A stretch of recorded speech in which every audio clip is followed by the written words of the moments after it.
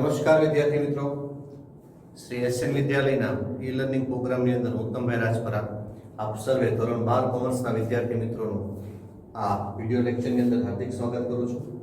આજે આપણે એકાઉન્ટની અંદરનો આ ભાગ 2 નો ચેપ્ટર નંબર 1 નો 23મો વિડિયો લેક્ચર જોવા જઈ રહ્યા છીએ અને આ 23મા વિડિયો લેક્ચરની અંદર આજે મારે તમને દાખલા નંબર 18 સમજાવવો છે. તમને ખ્યાલ છે અને મને ખ્યાલ છે કે દાખલા નંબર 16 પછીનો દાખલા નંબર જે 17 છે બાકી છે, બટ હું એવી એક્સપેક્ટેશન રાખું છું કે દાખલા નંબર 17 તમે જાતે કરવાનો પ્રયત્ન કરો. એ ગણાવીશ હું તમને નેક્સ્ટ વિડિયો લેક્ચરની અંદર, એ પણ ગણાવીશ, પણ તમે ટ્રાય કરો. જો તમારાથી થાય તો તમારે ગણવાનો છે, નહીં તો હું તો ગણાવવાનો જ છું અહીંયા બોર્ડ ઉપર. અચ્છા, આજે દાખલા નંબર 18 આપણે જોઈએ તો દાખલા નંબર 18 ની અંદર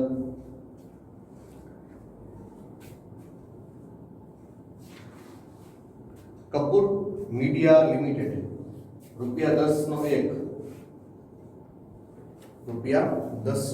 તેવા 1,20,000 ઇક્વિટી શેર જાહેર જનતાના ભરણા માટે શેર દીઠ ₹80 ના પ્રીમિયમે બહાર પાડ્યા.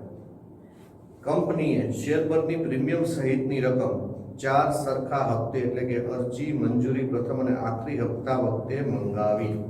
પહેલા હું અહીં સ્ટોપ કરી દઉં છું. આ જે વાક્ય સમજાવવા માંગે છે ને એને સમજીએ. શેર મૂડી ₹10, જામીનગીરી પ્રીમિયમ ₹80.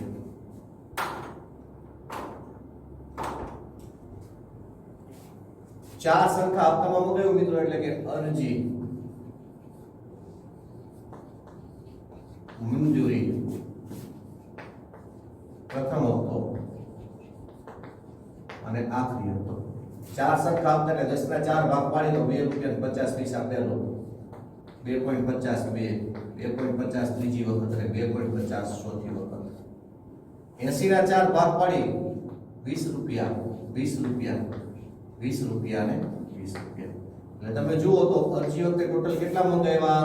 22.5. મંજૂરી વખતે 22.5. પ્રથમ હપ્તા વખતે 22.5 અને આખરી હપ્તા વખતે પણ 22.5. એટલે આ તમારા મગજમાં ક્લિયર હોવું જોઈએ કે અરજી, મંજૂરી, પ્રથમ અને આખરી હપ્તો ચારે ચાર સરખા મંગાવ્યા છે. એકેમાં કોઈ ચેન્જીસ નથી. ચાર સરખા હપ્તે રકમ મંગાવી અને સ્પષ્ટ કરી. કંપનીને 1,60,000 શેર માટે અરજીઓ મળી. અચ્છા, કંપની કેટલા બહાર પાડ્યા છે? 1,20,000. મળી કેટલી? 1,60,000 શેર માટેની અરજીઓ. વધારાની શેર અરજીઓ નામંજૂર કરવામાં આવી અને તેની રકમ તેઓને પરત કરવામાં આવી.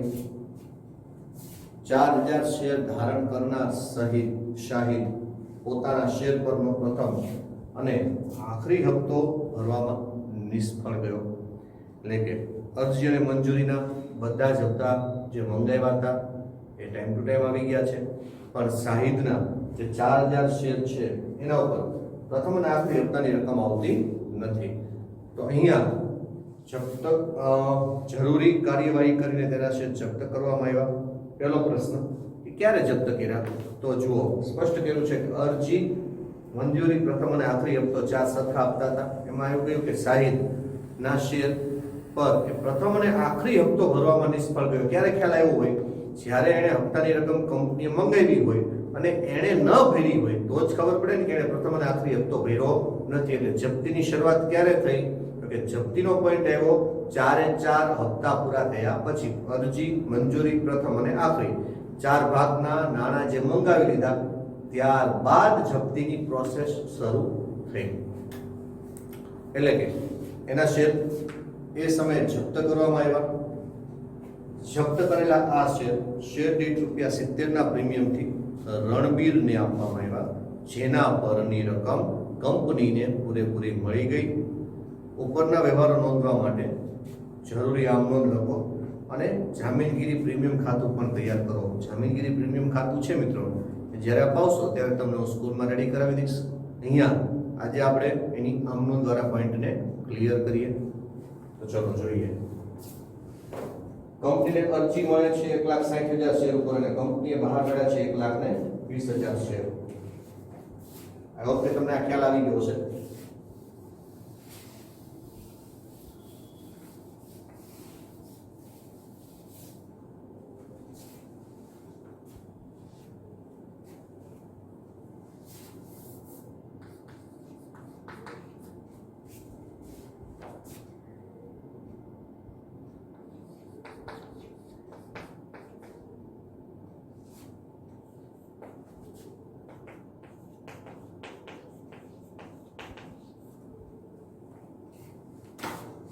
ચલો હવે જોઈએ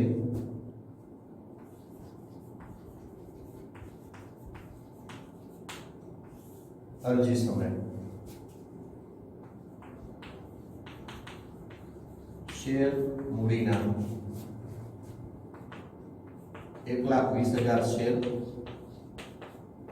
ગુણ્યા 2.5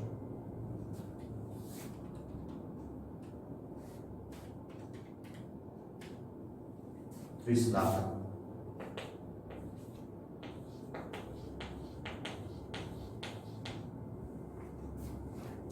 જામીનગીરી પ્રીમિયમ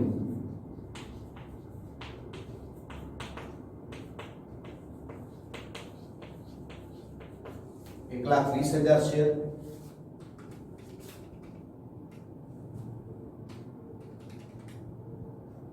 ગુણ્યા 20, દરેક વખતે 20 રૂપિયા પ્રીમિયમ છે જ 24 લાખ.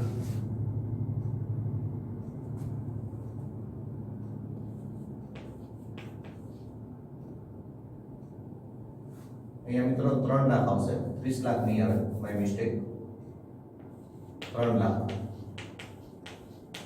અને અહીંયા આવશે 24 લાખ. 3 લાખ અને 24 લાખ, બરાબર છે. ઓકે, ટોટલ આ જે બે રકમ હતી એ તો આપણે રાખવાની છે, પણ કંપનીને 1,60,000 શેર માટે અરજીઓ મળી હતી. એનો મતલબ એવો થાય કે 40,000 શેરની અરજીઓ જે વધારાની પ્રાપ્ત થઈ તેના નાણાં આપણે કુલ પરત કરવા પડશે. કંપનીને 1,60,000 માટે અરજીઓ પ્રાપ્ત થઈ છે તેના નાણાં પરત કરવા પડે. તો આપણે લખીશું બેંકમાં પરત કેટલા, તો કે 40,000 શેર ગુણ્યા 22.5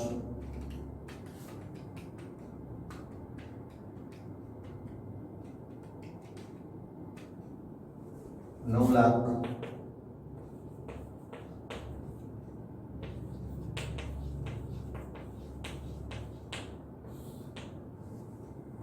$40,000 શેર ગુણ્યા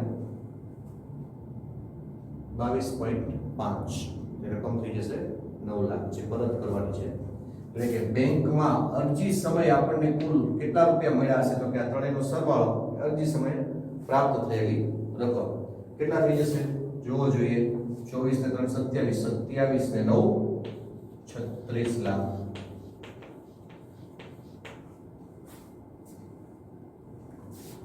આ લખીશું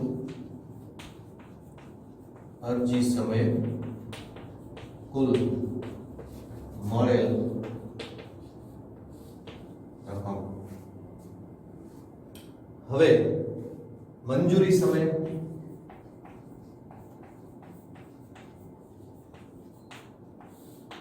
એની અંદર મંગાવેલ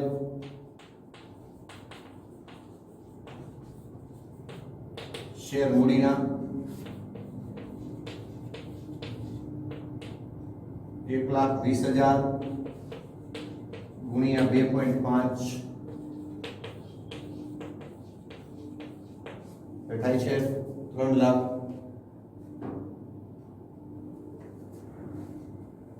જામીનગીરી પ્રીમિયમના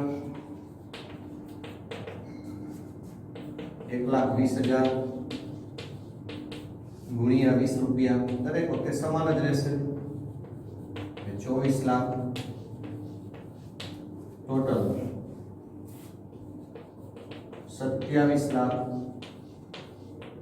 અચ્છા, મંજૂરી સમય જે આપણે નાણાં મંગાવ્યા હતા એ મળ્યા છે. અહીં હું લખી નાખું કે મંગાવેલ તે મળેલ એટલે કે કુલ મંગાવેલ અને મળેલ રકમ 27 લાખ. કુલ મંગાવેલ અને મળેલ રકમ 27 લાખ. ઓકે, હવે અહીંયા પ્રથમ હપ્તા સમય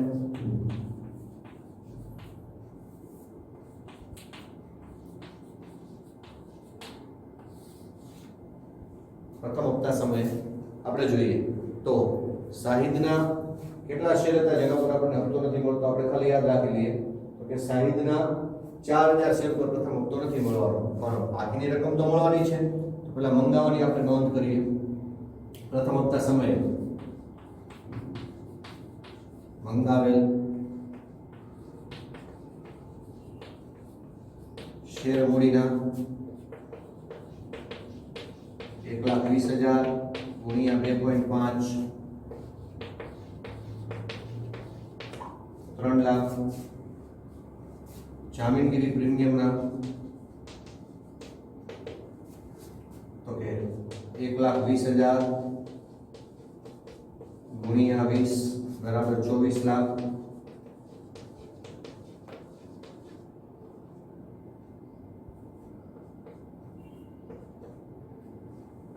ટોટલ કુલ મંગાવેલ રકમ કેટલી છે?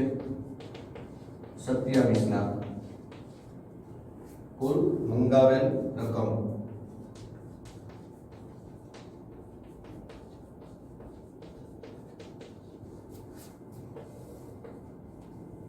જેમાંથી નહીં મળેલ કોના નથી મળ્યા? તો શાહિદના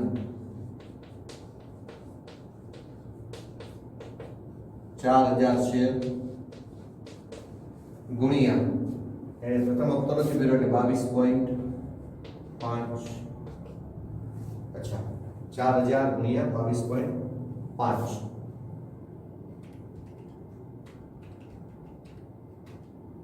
90,000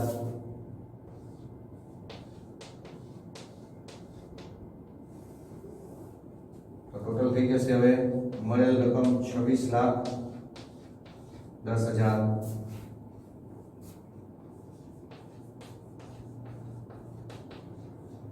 મિત્રો આ પ્રથમ હપ્તા સમયે અને આખરી હપ્તા સમયે વર્કિંગ નોટ આની આ જ રહેશે. તો આને રિપીટ કરવી ન કરવી એ તમારી પર આધારિત છે. અને ફરીથી લખવું હોય તો ઠીક છે. પ્રથમ હપ્તા સમયે અને અહીંયા હું લખી નાખું આખરી હપ્તા સમયે તો વર્કિંગ નોટમાં કોઈ ફેર પડવાનો નથી. શા માટે? કેમ કે અહીંયા દરેક રકમ સરખી છે. પ્રીમિયમના 20 રૂપિયા ને હપ્તો 2.5 નો દર વખતે. અને એમાં સાહિત્ય આપણને પ્રથમ હપ્તાને નથી પણ આખરી હપ્તાને નથી આપ્યા. ફક્ત આપણે યાદ રાખવાનું છે કે આ જ્યારે આપણે જપ્તી વાળો પોઈન્ટ ક્લિયર કરતા હોય ત્યારે આપણા મગજમાં રહેવું જોઈએ કે સાહિત્ય આપણને અરજી અને મંજૂરીને આપી દીધા છે 18 + 18 એટલે 2.5 + 2.5 બરાબર 5 રૂપિયા આપી દીધા છે. નથી કેટલા આપ્યા? તો કે પ્રથમ હપ્તાના અને આખરી હપ્તાની આ જે આમનોંધ માટેની વર્કિંગ નોટ જે છે એની અંદર આપણે સમજવાનું કે 22.5 પ્રથમ હપ્તાના અને 22.5 આખરી હપ્તાના આપણને ચૂકવા નથી.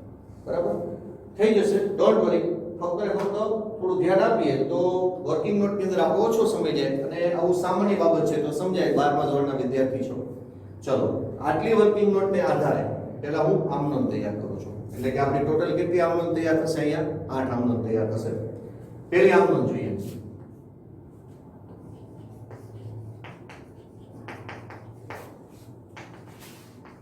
બેંક ખાતે ઉધાર કુલ રકમ અરજી સમય મળ્યા આપણને 36 લાખ.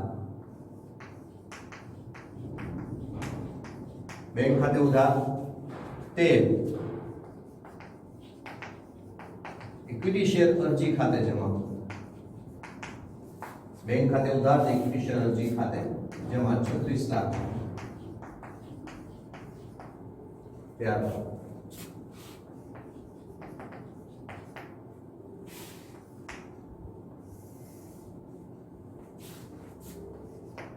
ઇક્વિટી શેર અરજી ખાતે ઉધાર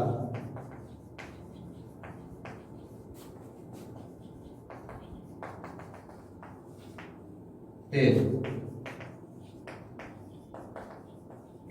શેર મૂડી ખાતે જમા એ જામીનગીરીના પ્રીમિયમ ખાતે જમા અને તે બેંક ખાતે જમા. અહીંયા 36 લાખ જે આપણે જમા કર્યા છે ઇક્વિટી શેર અરજી ખાતે એ રકમ ઉધાર કરીશું. એની અંદર શેર મૂડીના કેટલા સમાયેલા છે? 3 લાખ ઇક્વિટી શેર મૂડી ખાતે જમા. અચ્છા, જામીનગીરી પ્રીમિયમ 24 લાખ.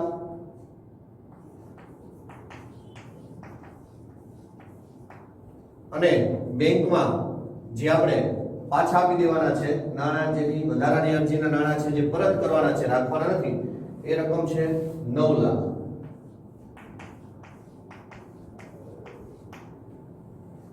અહીંયા અરજી વાળો પોઈન્ટ આપણો ક્લિયર થઈ ગયો.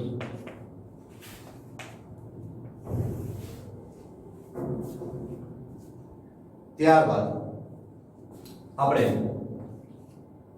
મંજૂરીના નાણાં મંગાવવાના છે, એની આમ નોંધ કરીશું. તો ઇક્વિટી શેર મંજૂરી ખાતે ઉધાર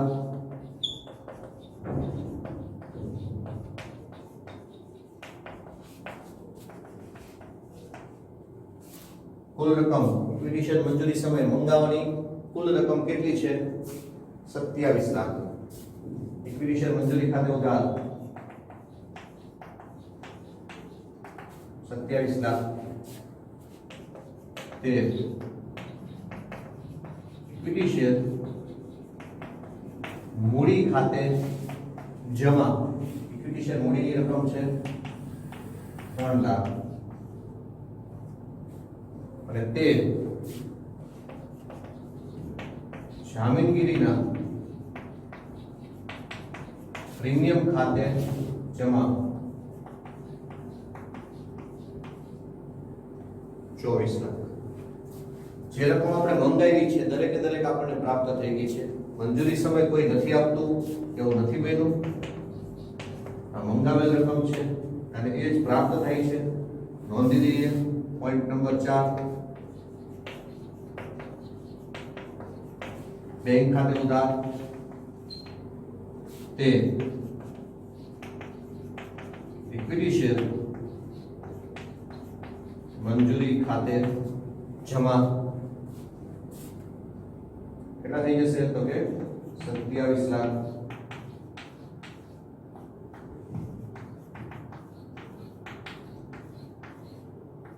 બેંક ખાતે ઉધાર તે ઇક્વિટી શેર મંજૂરી ખાતે જમા.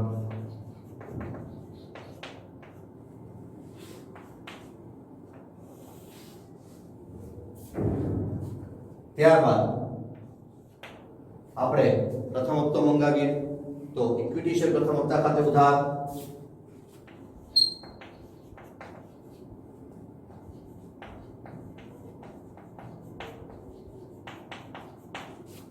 ઇક્વિટી શેર પ્રથમ હપ્તા ખાતે ઉધાર તે ઇક્વિટી શેર મૂડી ખાતે જમા અને તે જામીનગીરીના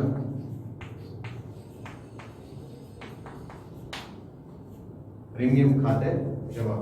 ચલો, ઇક્વિટી શેર પ્રથમ હપ્તા ખાતે ઉધાર આપણે કુલ મંગાવેલ રકમને ધ્યાનમાં રાખવાની છે. કેટલી કુલ મંગાવી હતી? 27 લાખ.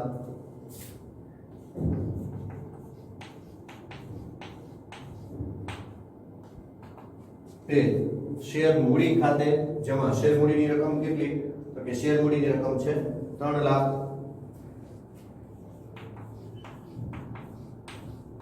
કેવી રીતે આવ્યા હતા ધ્યાનમાં છે ને તમને દરેકને? 1,20,000 શેર ગુણ્યા 2.5 અને તે જામીનગીરીના પ્રીમિયમ ખાતે જમા. જામીનગીરી પ્રીમિયમની રકમ કેટલી છે? તો 1,20,000 ગુણ્યા 20 બરાબર 24 લાખ.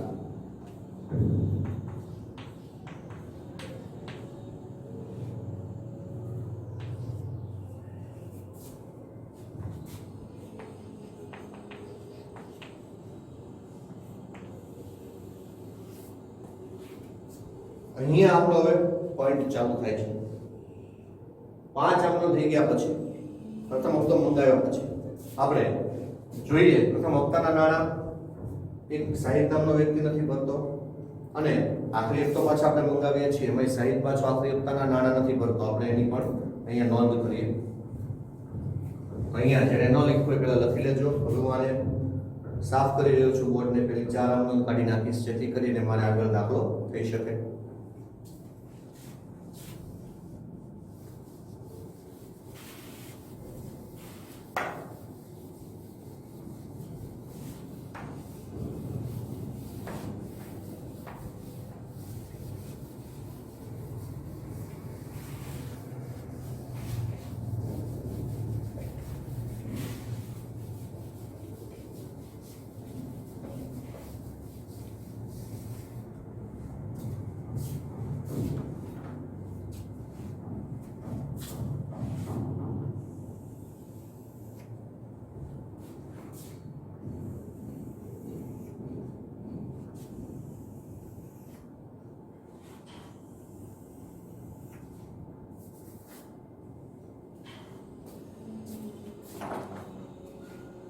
અચ્છા, હવે છઠ્ઠી આમનોંધ જોઈએ. શાહિદ આપણને પ્રથમ હપ્તાના નાણાં નથી આપતો તો એના સિવાયના બાકીના લોકો પાસેથી આપણે શેરના નાણાં પ્રાપ્ત થાય છે એની નોંધ કરીએ. મળેલ રકમ છે 26,10,000. આપણે લખીશું બેંક ખાતે ઉધાર.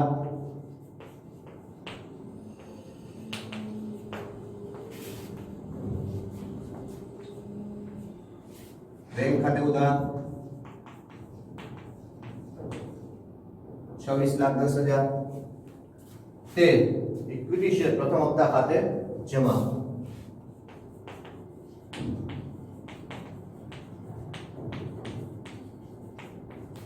ઇક્વિટી શેર પ્રથમ હપ્તા ખાતે જમા 26,10,000. બેંક ખાતે ઉધાર ઇક્વિટી શેર પ્રથમ હપ્તા ખાતે જમા.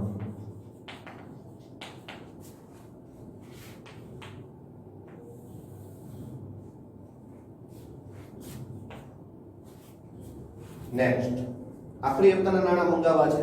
સેમ જ બાબત છે. ઇક્વિટી શેર આખરી હપ્તા ખાતે ઉધાર.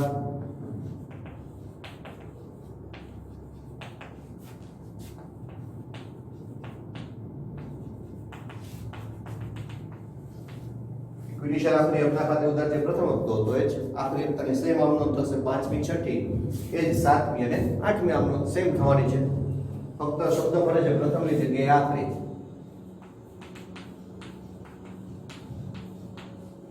27,13,000 ઇક્વિટી શેર મૂડી ખાતે જમા.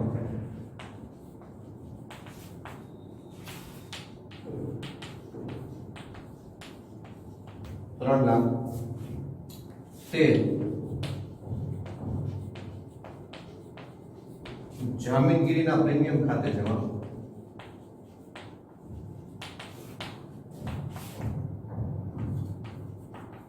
24 લાખ.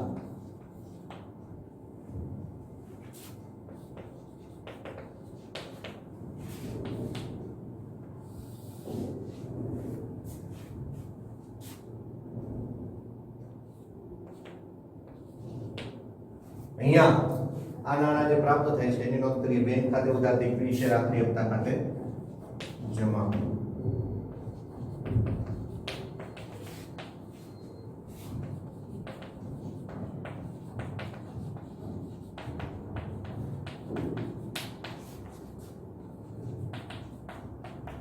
રકમ આવશે 26,10,000.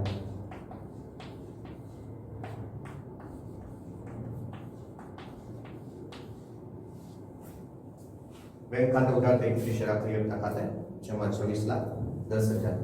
એટલે મેં તમને કહ્યું તે મુજબ કે પ્રથમ અને આખરી હપ્તો બેમાં બંને આમનું નોંધો સેમ જ આવશે. અહીંયા હવે વાત આવે છે જપ્તીવાળા પોઈન્ટની. અહીંયા શાહિદના શેર જપ્ત કરવાના છે અને જપ્ત કરેલા શેર છે એ 70 રૂપિયાના પ્રીમિયમથી આપણે ફરીથી બહાર પાડવાના છે. પણ એના માટે થોડી જગ્યા મારે વર્કિંગ નોટ માટે જોશે. એ પહેલા કરી લઈએ અને આ પ્રથમ હપ્તોની નોંધો છે પણ નીચેથી દૂર કરી નાખું જેથી કરીને ત્યાં પણ 3 આમનોંધ સમાશે. હજી જપ્તીની આમનોંધ આવશે, જપ્ત કરેલા શેર ફરીથી બહાર પાડવાની આમનોંધ આવશે અને જપ્તીની જે રકમ છે એને મૂડી અનામત ખાતે લઈ જવાની પણ આમનોંધ આવશે.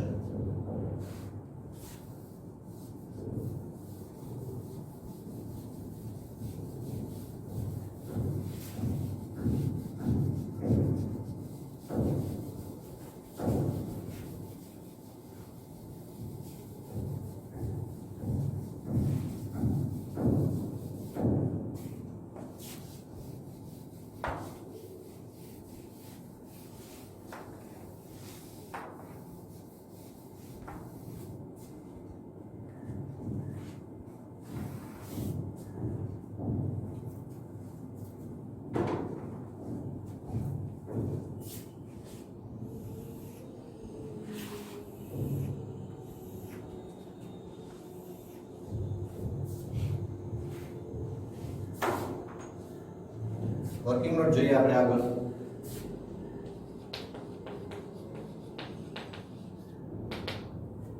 જપ્તી સમયે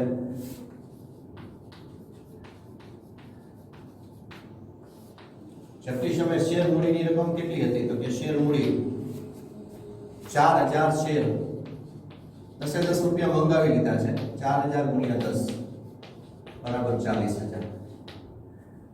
જામીનગીરી પ્રીમિયમ 2 હપ્તામાં નહોતું ભર્યું, પ્રથમ અને આખરી, કે જામીનગીરી પ્રીમિયમના 4000 શેર ગુણ્યા પ્રથમના 20 અને આખરીના 20, ટોટલ થઈ ગયા 40.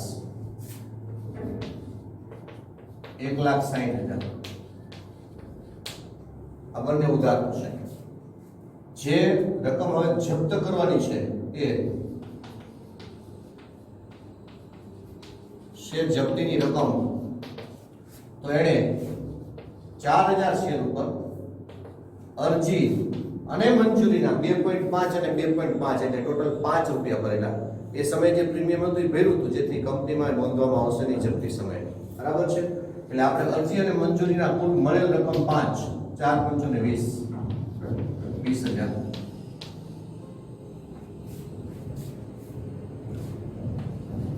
ઇક્વિટી શેર પ્રથમ હપ્તાના નથી ભર્યા. ઇક્વિટી શેર પ્રથમ હપ્તો 4000 ગુણ્યા 22.5, જેણે નથી ભર્યા તે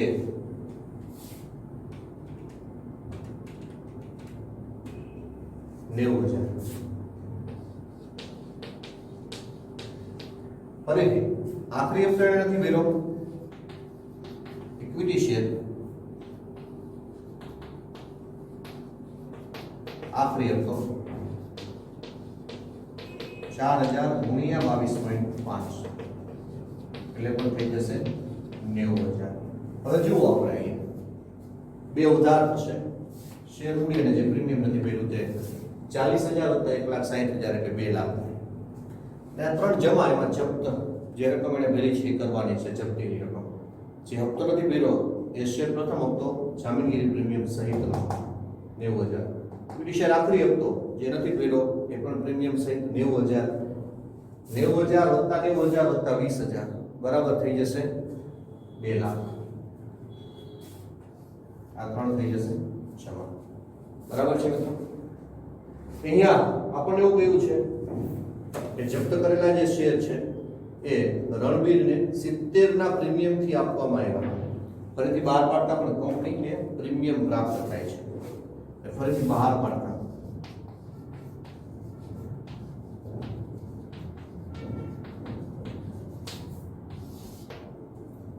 બહાર પાડતા બેંકમાં કુલ કેટલી રકમ આવશે એ જોઈએ. બેંકમાં આવતી કુલ રકમ 4000 ગુણ્યા 10 રૂપિયા શેર મૂડીના અને 70 રૂપિયા પ્રીમિયમના, એટલે ટોટલ થઈ જશે 80 રૂપિયા આવશે. બેંકમાં આવશે 80.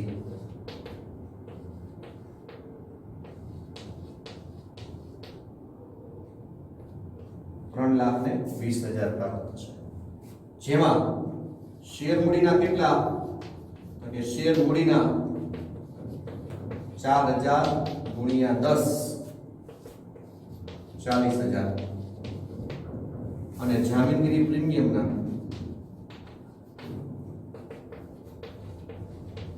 4000 ગુણ્યા 70 2,80,000. બરાબર છે મિત્રો? અહીંયા ફરીથી બહાર પાડતા આ રકમ પ્રાપ્ત થાય છે. હવે તો કે હવે પોઈન્ટ રહ્યો મૂડી અનામતનો.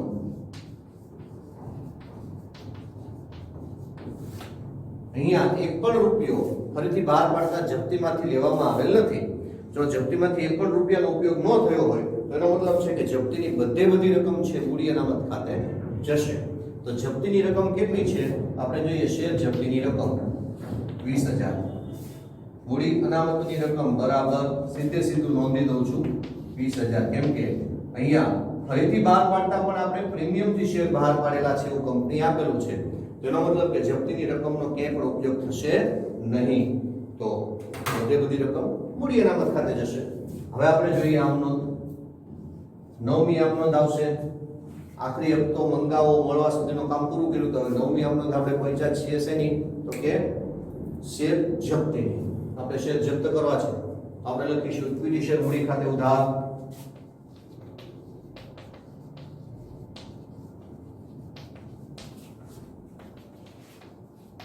કેટલા કરીશું ઇક્વિટી શેર મૂડી ખાતે ઉધાર? 40,000. જામીનગીરીના પ્રીમિયમ ખાતે ઉધાર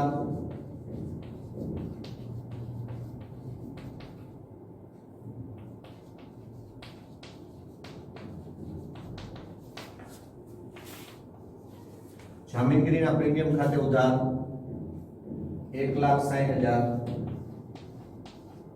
અતિ સમજાવું એક વખત કઈ રીતે એવાય તો કે 20 રૂપિયા એ પ્રથમ હપ્તાના નહોતા ભર્યા પ્રીમિયમમાં, અને 20 રૂપિયા આખરી હપ્તામાં જે પ્રીમિયમ સમાયેલ હતું એ નહોતું ભર્યું. 20 + 20 એટલે થઈ જાય છે 40. આ 40 રૂપિયા ગુણ્યા 4,000 શેર માટે 1,60,000 આવે છે. તે શેર જપ્તી ખાતે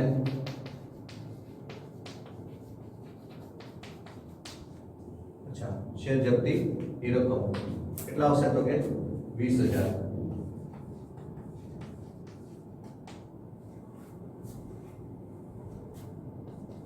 કે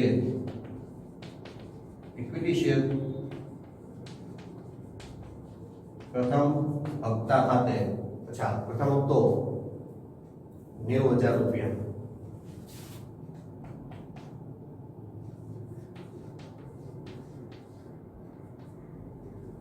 અને તે ઇક્વિટી શેર આખરી હપ્તા ખાતે 90,000. અહીંયા બાબત જે તમારે જાતે નોંધવાની છે, હું એની જગ્યા નથી છોડતો. તમારે બાકીની બે આમ લખવામાં થોડી તકલીફ ઊભી થશે, માટે આમ નોંધ નંબર 10. 10મી આમ નોંધ શેની છે તો કે નાણાં હવે જ્યારે શેર બહાર પડ્યા છે એના નાણાં પ્રાપ્ત થાય છે એની નોંધ કરવાની છે. એના નાણાં બેંકમાં પ્રાપ્ત થશે, બેંક ખાતે ઉધાર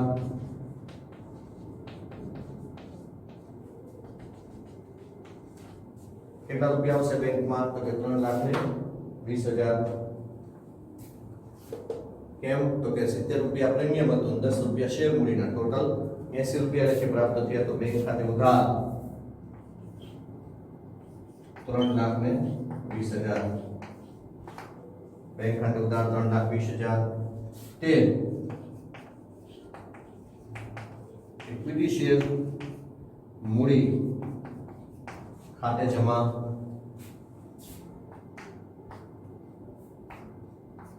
10,000. અને તે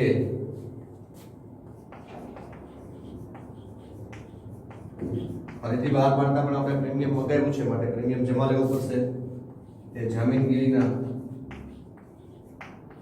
પ્રીમિયમ ખાતે જમા કેટલા આવશે મિત્રો? જો અહીંયા ઇક્વિટી શેર મૂડી ખાતે 10 લખાઈ ગયા છે, સોરી 40 છે, અને અહીંયા રકમ આવશે 2,80,000. 40,000 અને 2,80,000. હવે અહીંયા મારે છેલ્લી આમ નોંધની નોંધ થશે કઈ તો કે જે રકમ વધી છે એ બધી ક્યાં જશે? હવે મૂડી અનામત ખાતે.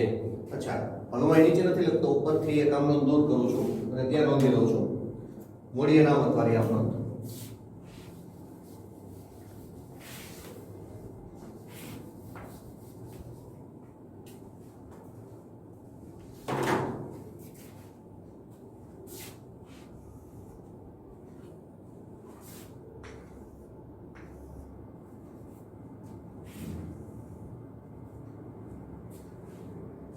હવે જોઈએ જે રકમ નો કે ઉપયોગ નથી થયો જપ્તીનો, બધી રકમ છે મૂડી અનામત ખાતે લઈ જવી પડશે. તો આપણે મૂડી અનામત ખાતે નોંધ કરી દઈએ, એની નોંધ કરીશું તો કે શું થઈ જશે? તો જો શેર જપ્તીની રકમ 20,000 જમા છે, જપ્તી ખાતું બંધ કરવું છે તો એ રકમ શું કરવી પડશે? ઉધાર. તો લખીશું શેર જપ્તી ખાતે ઉધાર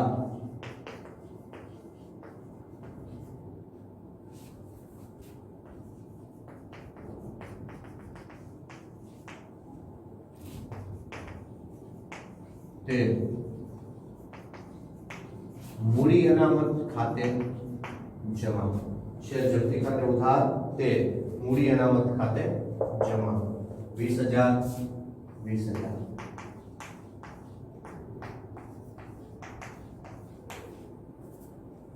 અહીંયા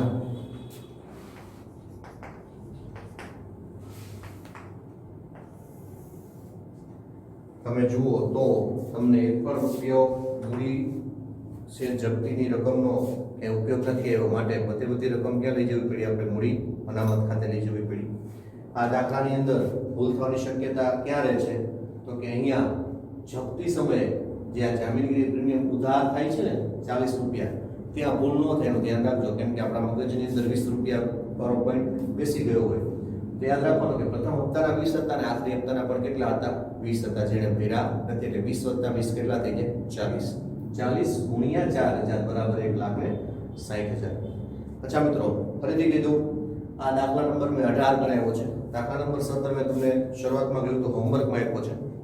જો તમારાથી નથી થતો તો નેક્સ્ટ વિડિયો લેક્ચર અંદર એ ગણાવવાનો છું, ત્યારે જોઈ લેજો, જેથી કરીને તમને એનો આઈડિયા આવી જાય. બરાબર છે? અને અહીંયા જે પણ દાખલા થાય છે બધા દાખલા હોમવર્કમાં કરતા રહેજો. સ્કૂલમાંથી જે હોમવર્ક આવે છે એને પ્રોપરલી તમારી નોટબુકની અંદર કે જે રીતે કરતા હોય તે નોંધતા રહેજો, જેથી કરીને તમારી પ્રેક્ટિસ કન્ટિન્યુ રહે. જય સ્વામિનારાયણ મિત્રો.